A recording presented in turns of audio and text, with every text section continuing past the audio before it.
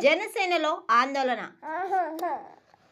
Janasena party స్థాపించి దశాబ్దాల కాలం దాటిపోయింది. అయితే ఆ పార్టీ బలమేంటో బలహీనత ఏమిటో అనే దానిపై ఆది నాయకత్వం ఇప్పటి వరకు దృష్టి పెట్టడం లేదనే ఆరోపణలు వస్తున్నాయి.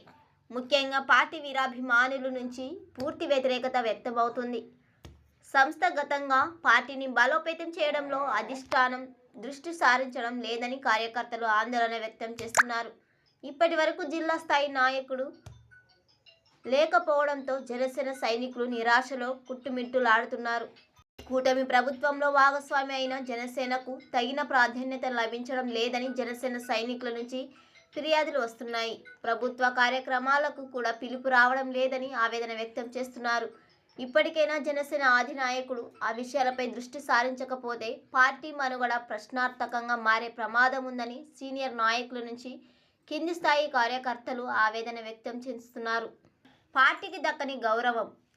కూటమి ప్రభుత్వంలో భాగస్వామిగా ఉన్నామని మాటే గాని తమ పార్టీకి తగిన గౌరవం దక్కడం లేదని జనసేనలో అధిక సంఖ్యాభావాలు వాదన. ప్రభుత్వంలో తమ పాత్ర ఎంతో తమకు తెలియదు, కానీ జిల్లా స్థాయికి వచ్చేసరికి ప్రభుత్వ కార్యక్రమాల్లో తమకు సముచిత స్థానం దక్కడం లేదని జన సైనికులు పోతుండడం పరిపాటిగా మారింది.